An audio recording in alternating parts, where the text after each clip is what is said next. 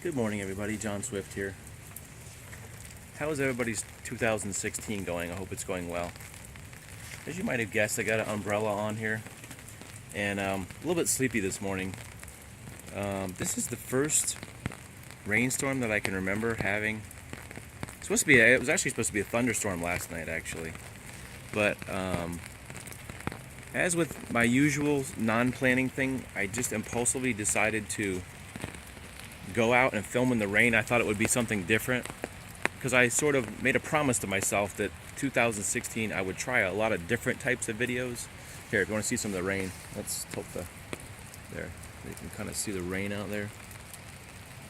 Streets all wet. So I didn't really have a major topic other than rain to talk about today, but I thought at first I was actually going to put a rainproof cover on my camera and then go out without the umbrella like this, but then I thought, sometimes that is blurry, so I thought it would just kind of come out, shoot some of the rain. Anyway, so I was thinking, did you ever play in the rain when you were a kid? Come out and play in the gutter? Like, this is actually where I used to live when I was little, the same house. We used to come out and, did anybody ever make those didn't people used to make newspaper sailboats out of newspaper? I guess that's really going way back, but we had those little rubber plastic boat things, and we used to stick them in the in this gutter and watch them go down. Did anybody else do that when they were young? I don't know. I have memories. How come we don't do that when we're adults? Are we just too much common sense when we're adults and we don't like to do that kind of thing? Is that why we don't do that? Anyway, it was raining a lot harder a little while ago. I thought it would be cool to go out when it was raining. It's actually supposed to be rainy and windy and stormy, but it hasn't. Maybe that was up north, a little bit further up north. But I thought it would be interesting to go out when it was like really pouring and try to shoot a video.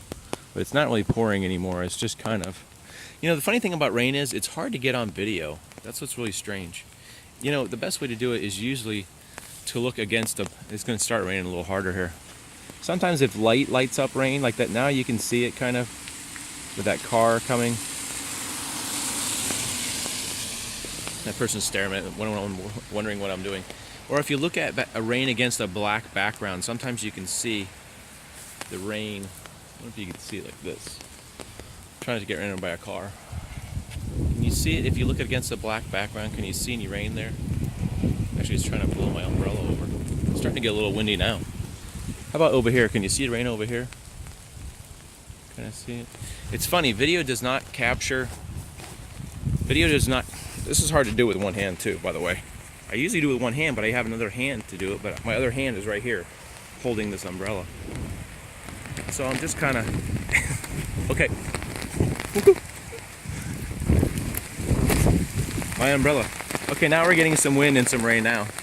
The umbrella just flipped over.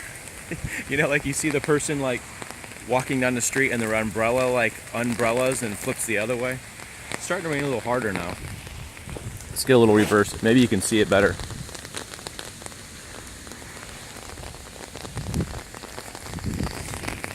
So, back in the old days when I used to work for the TV station, and now they always wanted us to film rain, you'd have to shoot like the ground or something, because a video camera doesn't seem to have the ability to capture rain like your eyes do for some reason. There's always that little difference between the way your eyes see and the way a camera sees. Maybe you can see it out here. Can you see any of the rain out there against those trees out there? Maybe if it was heavier you could see it, but let's look at the ground. You can see the ground is the puddles have got the rain in there, and you can actually hear it against the umbrella. I'm gonna try to hold this umbrella so it doesn't like flip over. I'm trying not to get my camera wet. I'm not worried about me getting wet, I'm more worried about my camera getting wet. So it's January, and we usually don't get a lot of storms during January. But you can hear the rain now. Yeah, now we're getting some good rain. Look, I think you can see that. It's falling hard enough. You can probably see that, right? There you go. Now you can see rain. You don't necessarily see the individual drops, but you can see the sort of blurriness. I just can't. I should have got a handle for this camera. I can't. All right, my arm's in the way. This is really difficult. Shoot in the rain. Like I said, I'm not worried about getting wet because I'm gonna get wet anyway. It doesn't matter. You can see some good rain there. Maybe we'll shoot some cars driving through the rain. Oh, you know, I wanted to talk about something else, but I just forgot. Now that we're out by the street, you can see some good rain there, right? Like I said, sometimes when I shoot video, I don't think too much. Oh, we're getting some good wind too now. Look at that. Some good wind. Sometimes I don't think out my videos too well. See, now you're getting what you're paid for now, right? You got some good wind going, some good rain, yummy. See, normally I wouldn't be out. Normally I wouldn't be outside, but I thought for you guys, it might be interesting to see a little Florida thunderstorm. But there's no thunder, it's just a rainstorm.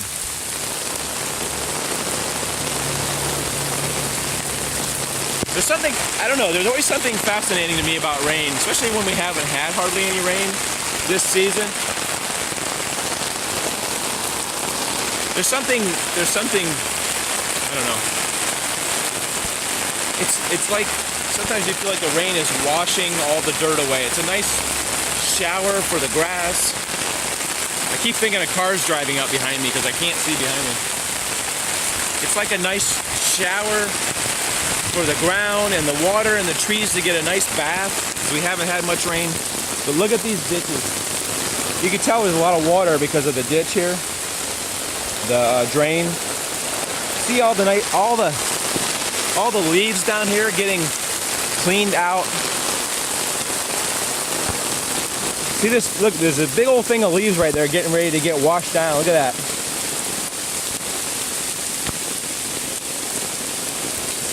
You see that big pile of leaves getting pushed down? Here's another big pile of oak leaves right there that are blocking the ditch. You can kind of see that, and I'm sure the water is eventually going to push that, clear that, clean it. Here it goes. You ready? It's going. The dam is going, people. Get to high ground, people. The dam is going. The dam is flowing. Look at all of it. Woo! It's like a mini river flood.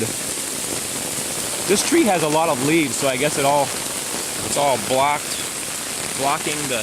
This is really hard to hold this thing. My arm's getting actually sore. Okay, so you see this ditch right here? This ditch, the way it is now, let's look at it again. You see how it has a concrete cover on it? And it has, like, it's too small for people, just like this one over here. That one. It's too small for a person to fall in there. And they've done that on purpose because I'm sure things have accidentally happened. As with the case with my brother, who is about 11 years older than I am, who is now passed away, but there is a story about when this ditch apparently was open. The way I hear it, it was just a pipe, and the pipe was open there. So people, and I think the pipe was maybe about 3 feet wide. And the way the story is told by my older brothers is the one brother, I'm not sure the age is, they're trying to tell me they were like 5 and 6 or 7 or something, or 8. And they came down here, and it was a lot of water. Oh, the tree is grabbing my umbrella. There was a lot of water right here, and hence the open pipe, and one brother pushed the other brother in to this pipe.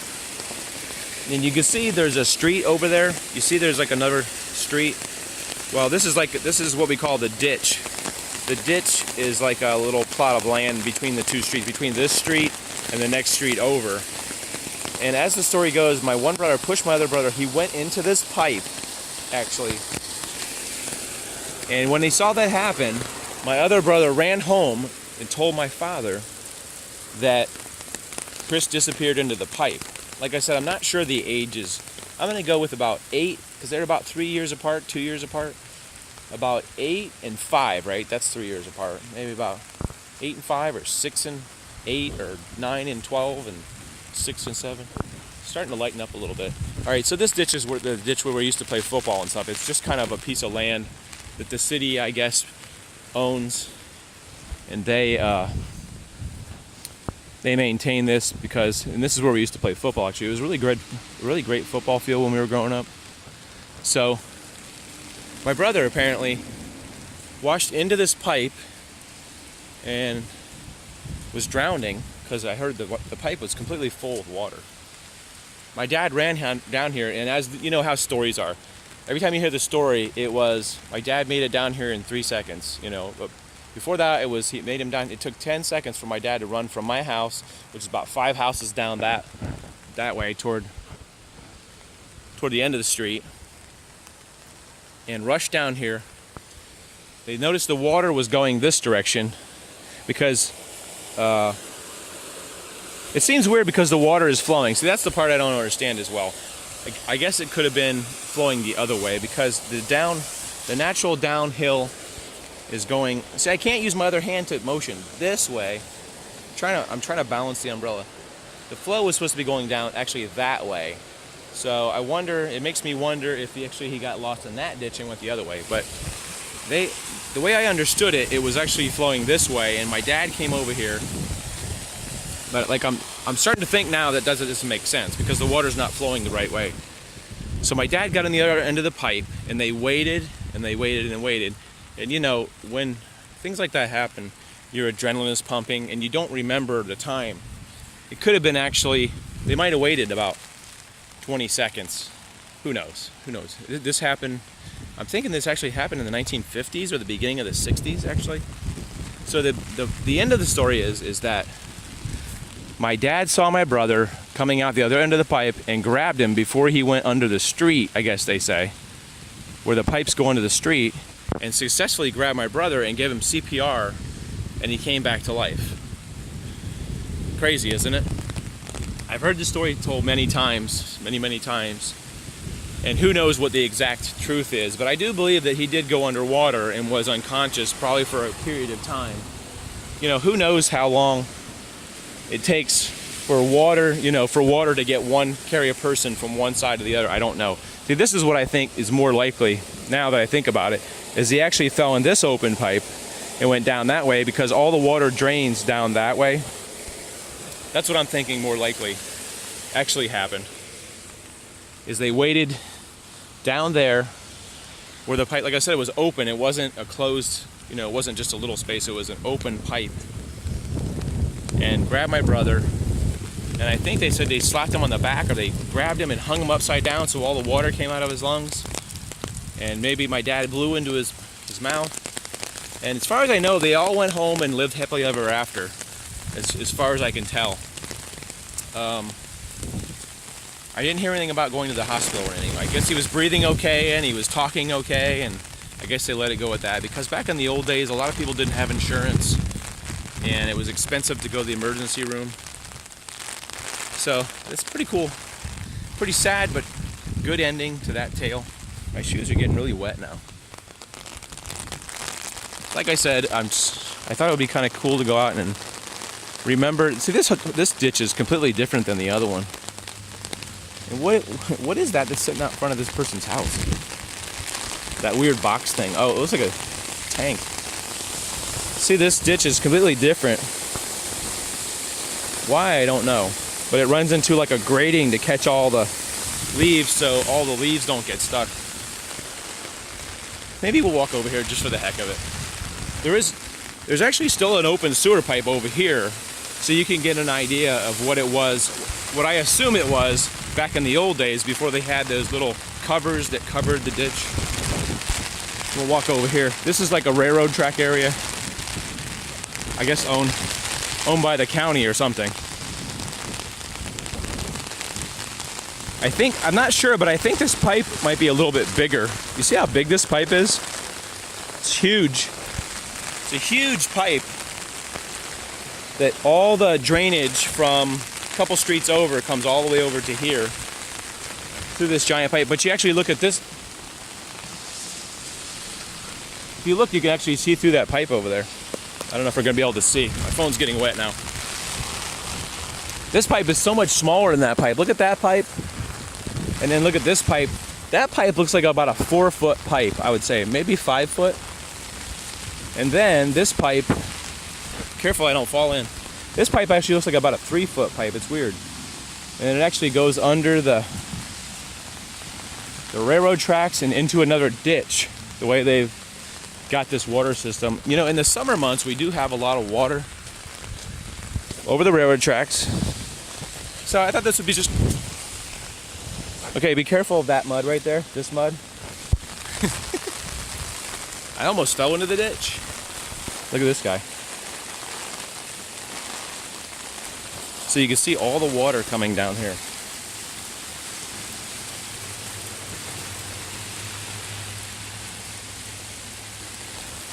And then the canal system takes it like down there and over there, and you know, I think sometimes it's cool just to document things that have happened in your past or part of your history, like you would with your children, like you would tell stories, and then stories get passed on from generation to generation. And since you, whoops, that's a big water. Since you guys, I consider, are sort of my family, not sort of my family, you are my family, so. And some of my family actually watched this as a video too. Like I said, my brother has since passed away. The one that was in the, he didn't pass away because of the drowning. He passed away of a kidney problem. So rest in peace. But the brother who pushed him in is still around. One quick look at the big ditch. So I should have said earlier, you can imagine sitting here by an open pipe like this, watching for a child to come out, floating out of the pipe. That would be weird, wouldn't it? Looking, hoping your child didn't get stuck in there somewhere, and then grabbing the child, pulling him out, and I'm sure elated, what would you say that? Elated happiness and joy that you found your son. Must have been really something. I don't believe I was born yet, because my brothers are so much older than I am. But, so documenting stories I think are important within your family structure to sort of keep the memory of those alive, your grandparents and your father. And before there was recorded history, and written history, people used to keep their history of their family alive by word of mouth, telling stories at night. So consider this a story time, somewhat story time from my personal past, not actually being there, but a story that was pretty exciting. I'll have to think of something from my own past that was harrowing, some kind of story. I probably got some stories. I need to write them down so I can remember them. Anyway, that was just a spur of the moment thought. I would come out, document a little video of the rain. I was actually hoping I would get more. It was kind of cool where the umbrella flipped backwards, right? The umbrella flipped backwards, and I was like, with one hand, I was trying to get it to flip convex back the other way. Anyway, I hope you like this little story time featuring my brothers and me and the rain and the street. As always, I always appreciate you guys coming on these videos, adventure videos. Check out some of the videos I've done lately. I've done some pretty good videos, I think, lately. Car coming. Check out the video where I go to Northport. I think it's titled Northport Abandoned Development, 100 Streets to Nowhere. I thought that was a pretty interesting story about a development that started in the 1950s, but for some reason they could not sell the lots because they found out it was in the middle of nowhere and there was like no city there. It was just a housing community in the middle of Northport. It's a pretty good video. Dig back some of the other videos that I've done about it, some of the more adventures that I've done. I'm trying to think of the one now, but I can't. I do vlogs every week, so if you're new, and I just want to say hi to the people. I saw I had a viewer in Maryland, a viewer in Virginia, and like I said, leave comments if wherever you live. Just leave comments, say hey from, Nova Scotia, or hey from Georgia. Just said my name's Bill. So I'd like to learn more about you guys and learn more about who's watching my videos and sort of have a friendship there, so I can know who's watching. Very loud dog. So it's always good to know who's out there. I've got people in Australia watching too. So I'll say hi to Australia. I had a Russian viewer the other day that I noticed. On the statistics you can look and see what countries people are viewing from, so that's kind of cool. So just want to say hi to all you guys in different countries. Thanks for watching. And as always, have a good day. Hopefully the weather will clear up and it will be a nicer day. If it's not, we'll just deal with it. So guys, thanks for watching. Take care. And make sure you subscribe, okay? I'm gonna go clean my phone off. Love you guys. Bye.